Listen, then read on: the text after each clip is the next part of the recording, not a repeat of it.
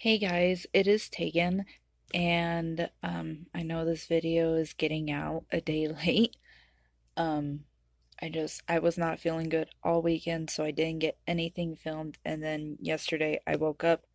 First of all, I woke up late, and secondly, I woke up with a pretty bad migraine that lasted until I got home last night. So, anyways, I figured today I should show you guys like kind of how I set up my noveling bullet journals. Now, this one is for the sequel to the my current work in progress. I'm just now kind of starting to set it up. Um, it's pretty much the same notebook that I'm using, just a different design. Um, so yeah, let's go ahead and open it up. So, if you're looking, I got these notebooks at Walmart for like 11 bucks. So they're relatively cheap. Um, Over here, they got a place for your personal information in case, when you lose it or something happens. They even have it in case of an emergency. So, and over here, they have a place for you to make your own bullet key. And then they even have this little stencil, which I never really use. So, this is the cover page for the sequel, Nurturing the Nymph. I think I haven't come up with a working series title yet, but kind of right now it's just like Rise of the Myths. I can speak today. Um, Anyways, here's my index. As you can see over here, I don't have a whole lot in this one yet. So we're going to mostly just kind of skim through this one real quick. Here are my phases. So all I really have right now is outlining the first draft and draft analysis, and then I'll go on from there. But I have 4 pages worth of phases, so, and if I need more, I'll make a page later on for that. And then I have outlining, and I wanted to like make sure I have it separated from all the rest of the page. Like it's going to be broken up even more than this. Like I'm going to have like notes for my rough draft and everything in later on, but so I kind of wanted to have the outlining section separated, so I put this washi tape on, and kind of regret doing that because now the page is kind of all crinkled and I misspelled outlining. So, and then from here on out, I kind of have like 6 plot embryos that are all blank because I haven't really started planning out this novel yet. So, but getting close to the point where I'm going to be plotting this one out. So I'll just put this back on. And I'll pull out the other one. The one that, for my current one that I'm writing. And if I can just flip. Okay, so this one's a little bit more full. Try to flip back to. Okay, so here's the title page for this novel.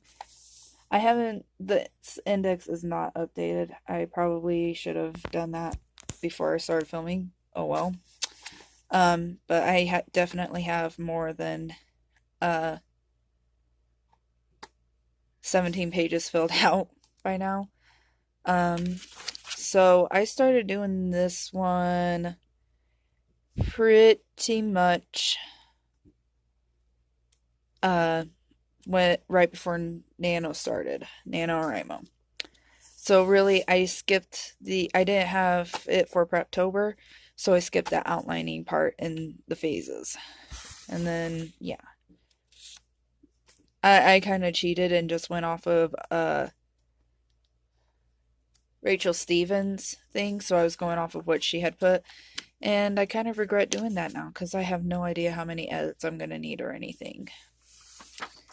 And then I have a title page for draft 1. The plot embryo, I have some notes there.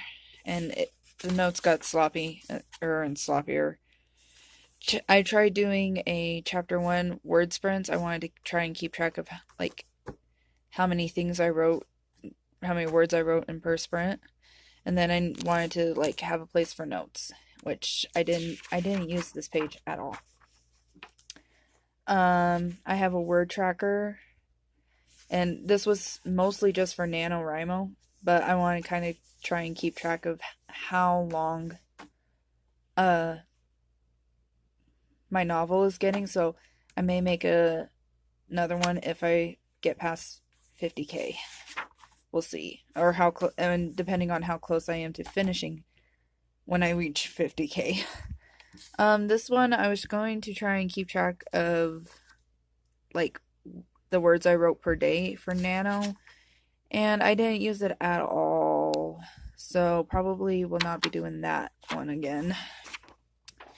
This is an outline.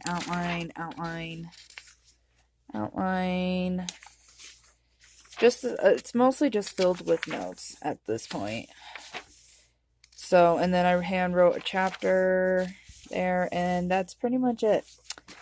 So, yeah, that's pretty much it. That's all I've got. So, like I said, you can pick these books up at Walmart.